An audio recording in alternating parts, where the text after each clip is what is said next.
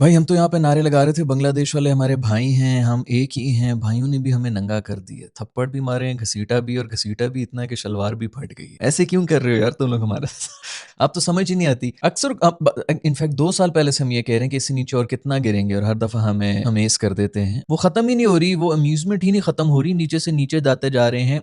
कोई अभी समझ नहीं आ रही यार कहाँ से कौन सा एक राइवल लेके आए जिनके साथ हम मुकाबला शुरू कर दें। एक होता है हार जाना, एक होता है घसीट, मतलब उन्होंने डोमिनेट किया है। मुझे नहीं लगता है आज तक इस तरह के भी हारे होंगे। इनफैक्ट एक स्टैट में पढ़ रहा था जिसके अंदर इस किस्म की बात कर रहे थे कि 6 ओडीआईज अभी तक हारा है पाकिस्तान बांग्लादेश से, जिनमें से 5 पिछले 8 ओडीआईज में आए हैं। यानी कि पिछले 2-4 साल के अंदर हम जो है वो 5 हार चुके हैं, उससे पहले हम 1 हारे हुए थे। ये वही आपके लेजेंड्स हैं जो कि आके कह रहे थे कि हम सीनियर्स ने क्या किया, हमने इंडिया को हराया हुआ है, सीनियर्स ने तो कभी इंडिया को नहीं हराया। ये एग्जैक्टली आपको क्या लग रहा है कि उसके मुंह से निकल गया, उसको मीडिया से बात करनी नहीं आती? ये इनका इंटेलेक्ट ही यही है, इनका दिमाग ही यही है। ये वर्ल्ड कप खत्म नहीं हुआ था उस वक्त हम ये डिस्कस कर रहे थे कि भाई कहीं सी गलती से ये बारिश की वजह से नेट रन रेट के ऊपर अगर ये आउट हो गया ना, तो इन्होंने बाद में आके प्रेस कॉन्फ्रेंस में बैठ के मुंह बना के यही कहना कि हमने दी क्रिकेट तो अच्छा ही खेला है, नेट रन रेट पे हम रह गए। वो आके बोल रहे हैं आपके करंट टीम, अभी ये 4 घंटे पहले तक आपके कप्तान ही थे रिजवान साहब, ये उनकी मेंटेलिटी, ये इन सबकी यही मेंटालिटी। आप लोगों को लग रहा है कि बड़ा बदल जाएगा, बड़ा हो जाएगा। शाहीन साहब का बयान आ रहा है कि ये मेरी डेब्यूटेंट्स की टीम है। ये कौन से नए बच्चे? पहली बात तो ये कि फरहान कोई नया नहीं है। दूसरी बात ये कि हम कौन से ऑस्ट्रेलिया के सामने छोड़ दिया था। आपके सिस्टम से अगर ये बच्चे निकल के आ रहे हैं, 2-3 लड़के हैं ना, फरहान को तो मैं बिल्कुल, अब इससे ज्यादा और क्या बेहतर उसकी फॉर्म होगी कि आप उसको भी डेब्यूटेंट के उसके अंदर आप लिस्ट में शामिल किया हुआ है। और बांग्लादेश के खिलाफ ना लोग कहते हैं भाई कि बांग्लादेश की वो टर्निंग विकेट्स होती हैं उसके ऊपर आके स्ट्रगल कर रहे होते हैं, उनके पेसर्स के सामने आप नाचे हैं यार। लिटरली ताथई ताथई पूरा क्लासिकल नाच आपने, कथक डांस पेश किया है, मुजरे पेश किए हैं, इनको घुंघरू बांधे हुए पूरे स्टेडियम जो वो झूम उठे, इतनी आवाजें निकल के आए, ऐसे नाचे हैं ये लोग। ये पेस के सामने आपकी हालत हुई है। एक जेन्युइन पेसर आया है इनको, एक आपके पूरे इस वक्त डोमेस्टिक सर्कल में कोई नहीं होगा 150 की बॉल, इसीलिए उन्होंने देखी ही नहीं आज तक। एक जन, वो बेचारे डोमेस्टिक वाले क्या नए लड़के आके क्या करेंगे? डेब्यूटेंट जो आपके सीनियर्स हैं उनसे नहीं खेला गया है 150। एक लड़का है नाहीद राणा, इसको by the way Peshawar Zalmi में मेरे ख्याल में जगह नहीं मिल रही थी, इसको प्लेइंग 11 में नहीं डाल रहे थे हम लोग, मौका नहीं दे रहे थे। इससे पता चलता है कि इन मासूमों में नजर भी नहीं है। वो टैलेंट को सराहने वाली जो नजर होती है ना, उसके लिए भी एक टैलेंट चाहिए होता है, उसके लिए भी इतनी कम से कम नॉलेज चाहिए होती है कि आपको नजर आ जाए कि इस बंदे में कितना टैलेंट है और इसमें कितना टैलेंट नहीं। इनके पास वो तक नहीं है। ये जो अक्सर रो रहे होते हैं ना टैलेंटेड लोग कि हमें चांस नहीं मिल रहा, हमें चांस नहीं मिल रहा, वो बेचारे देख ही नहीं सकते हैं। वो खुद सिफारशी बैठे हुए हर जगह के ऊपर बैठे हुए, उनमें वो सलाहियत ही नहीं है, या अगर है भी तो अल्लाह ताला उनसे वो करवा ही नहीं सकता, क्योंकि वो खुद किसी का हक मार के आए हुए हैं, उनकी आंखों के सामने पर्दे आए हुए होते हैं, उनके उनसे होना ही नहीं है अच्छा काम, कभी भी नहीं होना, क्योंकि किसी का हक मार के आगे आए होते हैं। सिफारशों पर जब आप आते हैं तो आप हर जगह पर जलील ही हो रहे होते हैं, आपको समझ नहीं आ रही होती, आप ये कोशिश कर रहे होते हैं आखिर मेरे साथ ही क्यों यार, मैं तो फुल जोर लगा रहा हूँ।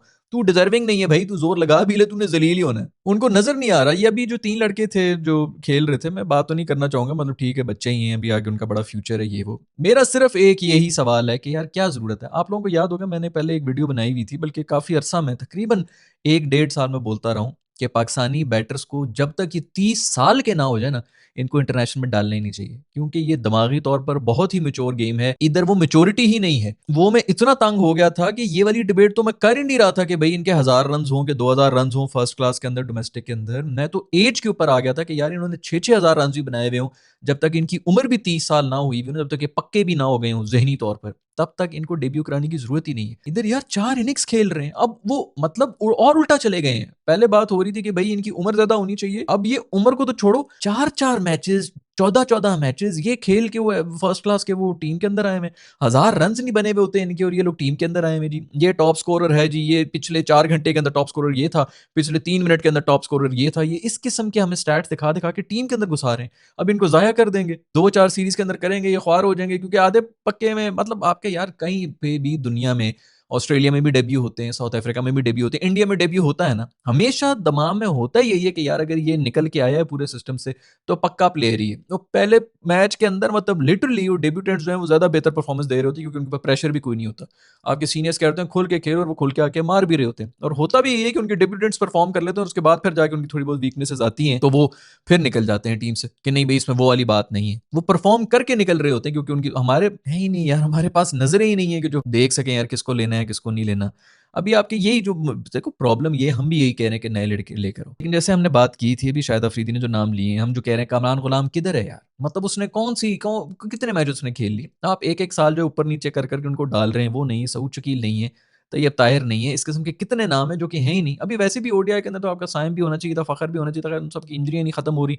आपके शाहीन शाह अफरीदी साहब कप्तान बने हुए हैं, उस बंदे की टीम में जगह नहीं, वो कह रहा है मैं अपनी टीम को बैक करूँगा, तेरे पास और कोई चारा है क्या है यार? तुझे खुद बैकिंग की ज़रूरत है, तू ये जो रटी-रटाई बातें आके कर रहा है भई, उस मासूम की यार उससे 4 ओवर्स नहीं होते उस मासूम से टी20 आई के अंदर।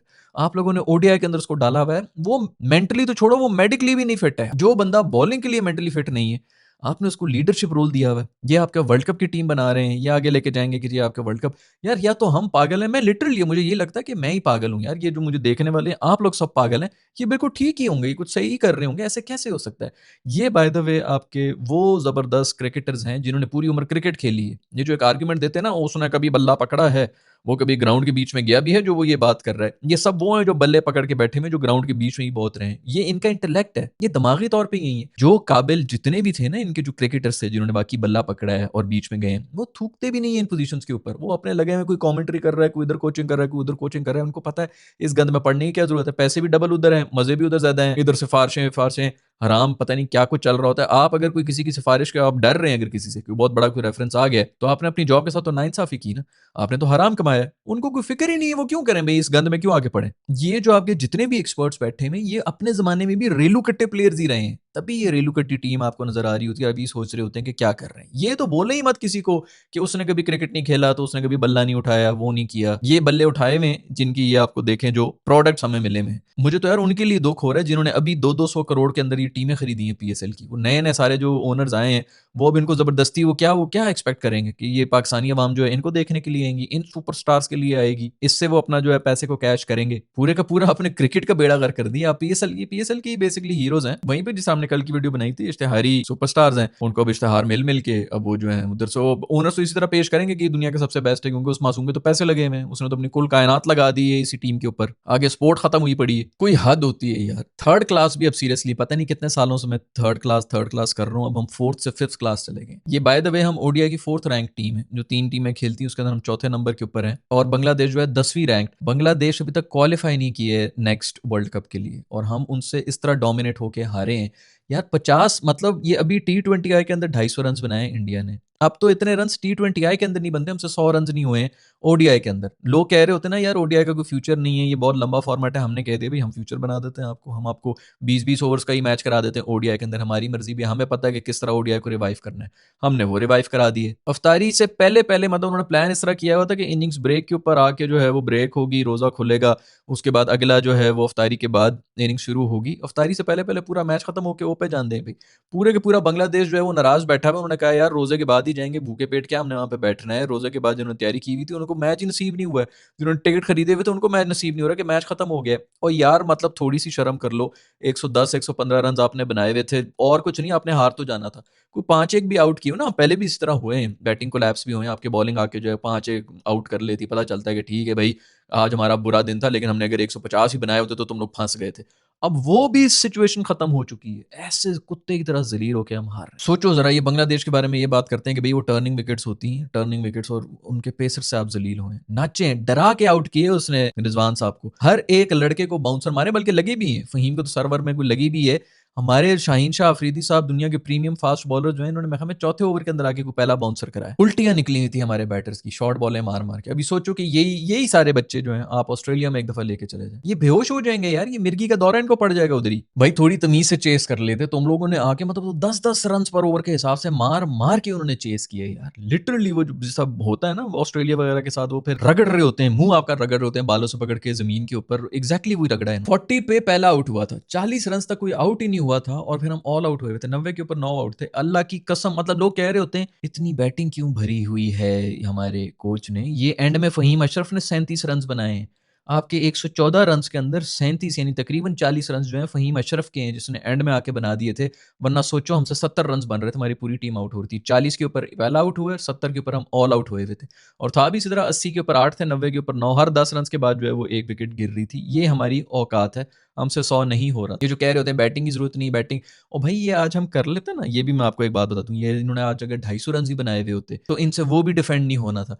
वो इसलिए क्योंकि आपके पास कोई बॉलर ही नहीं है। 20 ओवर्स आपके पास पार्ट टाइमर और फ़हीम अशरफ के थे, क्योंकि आपके पास बॉलर ही 3 थे आज। तो आप लोग ये तो शुक्र करें कि इन्होंने बैटिंग के ऊपर सारी बात आ गई, नहीं तो आपसे 270 इसके ऊपर जो है डिफेंड नहीं होना था, ऊपर से ड्यू भी आनी थी। टॉस के ऊपर बांग्लादेशी कप्तान ने कहा है कि जी हमने पहले करनी है बॉलिंग, क्योंकि बाद में हैवी ड्यू आनी है। उसने खुद अंग्रेजी में ये बोला, ये अंदर से रट के आया हुआ था चाइनीज ने आके कहा कि भाई अगर मैं टॉस हार भी जाता या जीत जाता जो भी है, मैंने पहले बैटिंग ही करनी थी। भाई क्यों करनी थी? वो इसलिए करनी थी कि मेरी टीम में सारे डेब्यूटेंट हैं। ये इनकी लॉजिक है कि कंडीशंस जाएं भाड़ में, डेब्यूटेंट है तो ये पहले से ये प्लान करके आए थे कि हमने इन कंडीशंस में आके बैटिंग करनी। कर ली तुम लोगों ने बैटिंग भाई। इनको पिच रीड करना नहीं आई अभी तक यार। कितने अरसे से हम देख रहे हैं, पूरे वर्ल्ड कप के अंदर हम यही बोल रहे थे कि ये क्या डिसीजन ले रहे हैं टॉस जीत के। मतलब हम इस सब माहौल के ऊपर आ गए हैं कि हमें ये समझ नहीं आ रहा कि टॉस जीतने के बाद क्या करना है। बेहतर ही होता है कि हम टॉस हारा करें ताकि हम वहां पे एक्सपोज ना हो। अभी तू चुप हो जा कि ठीक है यार जो भी है, हम टॉस जीते हारे हमारे कंट्रोल में नहीं है। इनको कोई इस किस्म की चीजें ही रटा दे यार कि किस किस्म के क्वेश्चन करने। अगर आपको नहीं भी कुछ पता, वो आगे बोल रहा है, उससे पूछा भी नहीं है, फिर भी वो जवाब दे रहा है कि मेरी टीम में बहुत ज्यादा डेब्यूटेंट है,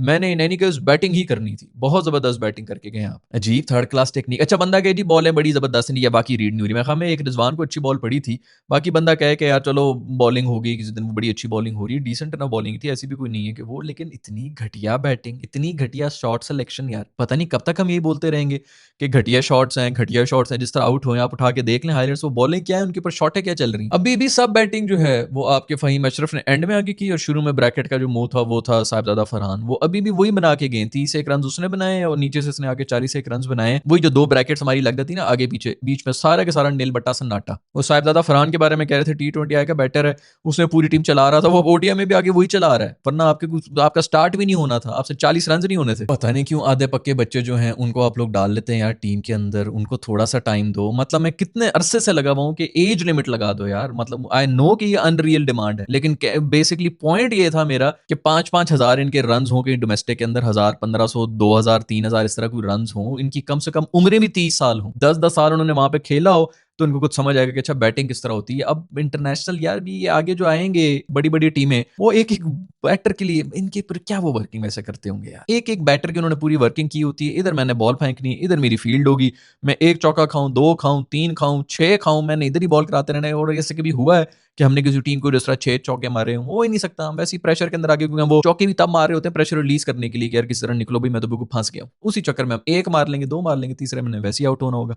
अभी तो ये उन टीमों के सामने गए नहीं जो प्रॉपर वर्किंग करके आए होते हैं। भाई मुझे ये बताओ बांग्लादेश वालों, गुस्सा तुम लोगों को इंडिया पे था, हम पे क्यों निकाल रहे हो भाई? हम मासूमों ने किसी का क्या बिगाड़ा है यार कि हमें हर कोई आके घंटे की तरह पीट के चला जाता है? समझ भाई आउट हुए इनकार कर रहे हैं, कौन सी एज, किस चीज का आउट दिया तुमने मुझे, किस चीज का आउट दिया? अंपायर से कह रहे हैं, उस अंपायर कह रहे हैं भाई तूने एज की है। अच्छा चलो फिर ले लो, रिव्यू ले लो। इतनी कोई ऊंची स्निको, मतलब यहाँ तक जो है मेरी वजूद हिल गया है, इतनी ऊंची आवाज आ रही है, इतना बड़ी जो है वो स्पाइक आ रही है उसके अंदर स्निको के अंदर। वो परेशान है क्या हुआ कि कौन सा आउट, कौन सा एज? ये इनके हालात यही हैं। इनको लिटरली इनके औसान जब आपके खता हुए होते हैं ना, आपको नहीं समझ आ रही होती। जब आपके हाथ पांव फूले हुए हो ना, तो वाकई आपको क्या पता चलेगा कि इसमें कुछ झटका भी फील हुआ है कि नहीं हुआ है। अभी तो भाई एक रिव्यू नहीं लिया बांग्लादेश ने, वो भी आउट था, 60 के ऊपर 7 आउट हो जाने थे, वहां पर उन्होंने रिव्यू नहीं लिया। अच्छा आई डोंट नो कि क्यों नहीं रिव्यू लिए। तीनों रेड्स थी और ये अभी, और कैच भी एक ड्रॉप किए, थूक के गए यार हमारे मुंह के ऊपर, और हमें कोई फील नहीं हुआ। हम मॉइस्चराइजर समझ के जो है बैठे हुए हैं। भाई आपने नहीं, आपकी बैटिंग नहीं चली है, आप थोड़ा सा बॉलिंग के अंदर जोर दिखा दें। और अभी जैसे मैंने आप लोगों को बताया कि आप लोगों की किस्मत अच्छी थी कि भाई हमने 114 रन बनाए हुए थे। बात सिर्फ उस बारे में हो रही है, हमारे पास बॉलर्स भी नहीं थे। 3 बॉलर्स के साथ हम इस मैच के अंदर गए थे। ओडीआई के अंदर 3 बॉलर के साथ गए। पूरा का पूरा ODI world cup last time जो हुआ था, वो हम इसीलिए हारे थे कि हमारे पास 5वां बॉलर नहीं था। अब चौथा बॉलर भी नहीं है। ये हम टीम कॉम्बिनेशन बना रहे हैं 2027 के वर्ल्ड कप के लिए। खैर कोई चीखा होगा ना, हंसता होगा, आंसुओं के साथ उसने चीखें मारी। लोग कह रहे हैं भाई इसको देख लो, ये क्या किस किस्म की हरकतें कर रहा है। वो मेरा दोस्त बॉबी होगा, उसको टीम में नहीं रखा है, वो पागल हो गया खुशी के मारे। हाँ देख लिया कौन सा वर्ल्ड कप जीत गया तुम लोगों ने। मुझे तो इस चीज का दुख हो रहा है। अभी हो गया ये अगली टीम के अंदर, बल्कि होना ही चाहिए भाई। जब आप लेके गए हैं रूफी को, आपके पास बॉलर्स चाहिए यार। वैसे तो नसीम को होना चाहिए था इस टीम के अंदर, इन कंडीशंस के अंदर वो कम से कम जो है लाइन एंड लेंथ में वो सबसे बेहतर ही है।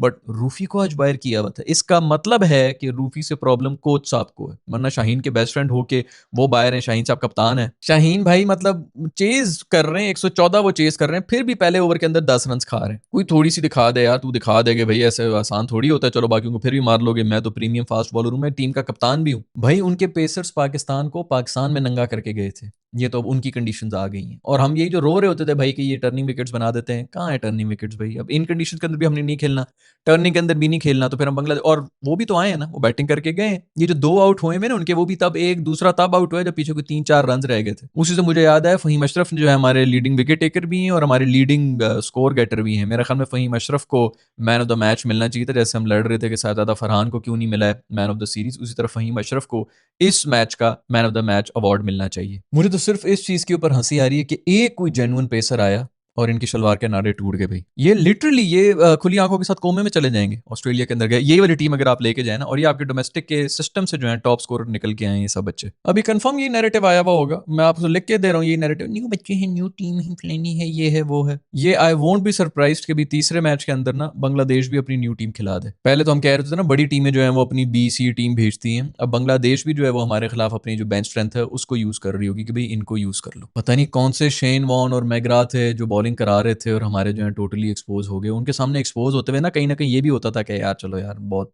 बड़ा बॉलर है हमारे मासूम, उनकी कंडीशन पे जाके क्या करेंगे। अब बांग्लादेश के अंदर आपको अच्छा सा थोड़ा बाउंस मिल रहा है, टर्निंग विकेट्स नहीं है, ये अगर टर्निंग बना देते तो हमसे 40 रन नहीं होने थे। वही बना दो भाई बांग्लादेश वालों, उस तरह की विकेट्स ही बना दो ताकि हम खुल के बोल तो सकें कि भाई ये देखो कितनी गंदी पिचेस बना देते हैं बांग्लादेश वाले अपने होम एडवांटेज लेने, इस किस्म की गंदी पिचेस बना देते हैं और हम इसलिए जो है ये देखो ना लो स्कोरिंग, ये क्रिकेट की साथ नाइंसाफी, क्रिकेट की डेथ है। यही अगर पाकिस्तान को मिला होता ना, खुदा की कसम अगर हमें 114 का मिला होता ना, हमारे कम से कम भी 4 आउट हो गए होते। बीच में पहले 2 जो है शुरू में आउट हुए होते, उसके बाद जो है 2 ने आके एंकर करना था, घसीटियां मार मार के 70 तक जाना था, उसके बाद 70 पे एक ने आउट हो जाना था, फिर दूसरे वाले ने आना था और फिर उसने जो है 85-90 के ऊपर आउट हो जाना था और फिर कमेंटेटर्स ने कहना था कि there is a twist in the tail, भाई ये तो 4 आउट हो गए हैं, पीछे 2 ही रह गए, और फिर एंड में किसी ने आके एज के 2-4 चौके निकाल के जो 110-11 और फिर बांग्लादेश खुद ही हार जाता और फिर हमने चेस करना था। अगर हम ये चेस कर रहे होते 114 का, उन्होंने थप्पड़ मार मार के चेस किया यार। खैर कल की वीडियो में हम यही बात कर रहे थे कि ये आपके पीएसएल के हीरोज हैं। अभी वही जो टीम ओनर्स हैं उनको तो कुछ समझ नहीं आ रही, जो स्पॉन्सर्स हैं, जो ब्रांड्स हैं, उन्होंने जिस टीम को स्पॉन्सर किया हुआ है उनका पैकेज ही सारा ये होता है कि ठीक है जी हम आपकी टीम को करेंगे, आप हमें कौन कौन से प्लेयर्स देंगे, फिर हमारा जो टीवीसी बनाना है उसके अंदर हमें जो है ये चाहिए होंगे, इसी पूरी स्पॉन्सरशिप डील के अंदर आपके ये प्लेयर्स भी चाहिए होंगे। उन सब ने वो डीलें पहले से की होंगी, वो चुप करके इस वक्त बैठे होंगे कि लो जी अब इनको जो है हमें सुपरस्टार बना के मेकअप करके फिर स्क्रिप्ट लिखा गया होगा ऐसे जो बहुत बड़ी बड़ी बातें, नहीं मैं प्रीमियम हूँ तो मैं ये हूँ तो मैं वो हूँ, पूरे पूरे स्क्रिप्ट उसके ऊपर मेहनतें होंगी। उन मासूमों के ऊपर भी मुझे तरस आता है, उनको क्या पता था कि इन्होंने ये गंद करना है।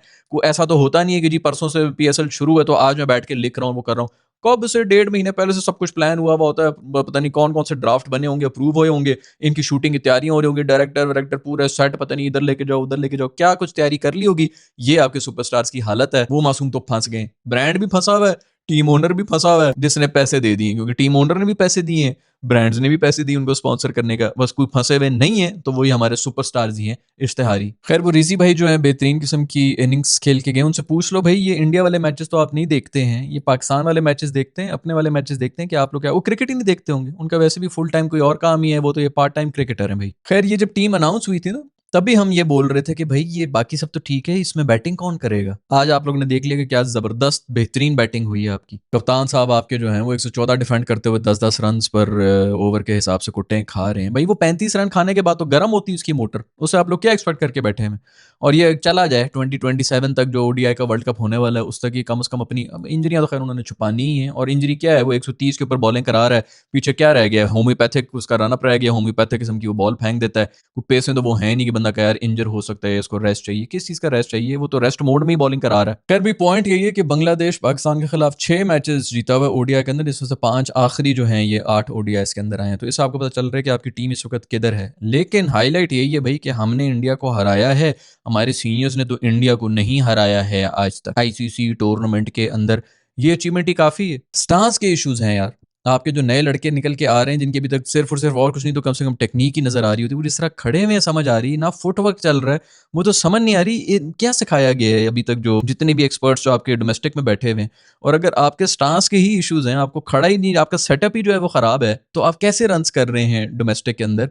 वहां पर क्या स्टैंडर्ड होगा इस वक्त बॉलिंग का, कोई मतलब कोई एक जरा सा बेंचमार्क बनाने वाला कोई बंदा नहीं है कि यार कम से कम भी आपने जो है वो 300 खेले हुए हों, कम से कम भी आपने जो है 600 मैचेस खेले हुए हों, 100 मैचेस का कोई एक बेंचमार्क बनाने वाला बंदा नहीं है। इसमें कौन-सी इतनी बड़ी रॉकेट साइंस है यार? इसमें कौन-सी हम ऐसी बात कर रहे हैं जो यार किसी को समझ नहीं आई। अब तो ये मैचेज़ जिस तरह वो हम बोल रहे होते थे ना बड़ी टीमों के लिए बोरिंग हो जाता है। आई एम प्रिटी श्योर कि बांग्लादेश के फैन्स के लिए भी हमारी ये परफॉर्मेंस और हमारी ये टीम और इस किस्म के मैचेज़ बोरिंग हो गए होंगे। मुझे सही पता नहीं है लेकिन शायद ये पाकिस्तान को सबसे बड़ी डिफीट दी होगी बांग्लादेश ने और उस पे भी उनको खुशी नहीं हुई होगी कि यार भाड़ में जाओ, मज़ा ही नहीं आया क्रिकेट का। इमाम को कहते हैं भई वो टी20 आएगा नहीं, ओडीआई का प्लेयर है, उसका कोई नामो-निशान नहीं है, कामरान नहीं है, सऊद शकील वगैरह सब निकले हुए हैं भाई क्योंकि हमें नहीं पता, इन्हीं को पता होगा कि ये क्या सोच के टीम्स बना रहे हैं क्योंकि इनके पास क्रिकेट की बहुत नॉलेज है, इन्होंने क्रिकेट खेला है ग्राउंड के अंदर, तो ऑफ कोर्स वो हमसे ज़्यादा ही जानते होंगे। खैर, माज़रत चाहेंगे बांग्लादेशी फैन्स के लिए कि भई हम लोगों ने ये भेज दिया, उन्होंने भी इनको फूल पहनाए हुए थे एयरपोर्ट के ऊपर, बिल्कुल उसी तरह जिस तरह ईद पर कुर्बानी से पहले हम बकरों को सजा के रखे हुए होते हैं ना, उसी तरह सजा के इन लोगों को रखा हुआ था और आज क्रिकेट ग्राउंड के बीच में इनको हलाल कर दिया। खैर खैर ये क्या हैं, ये इश्तिहारी सुपरस्टार्स हैं या नहीं हैं, इसके ऊपर भी मैं वीडियो बना चुका हूँ। आप लोगों की स्क्रीन के ऊपर वो आ रही होगी, अगर आप लोगों ने नहीं देखी तो वो वीडियो भी देखें और एन्जॉय करें पाकिस्तान क्रिकेट के इस अरूज को।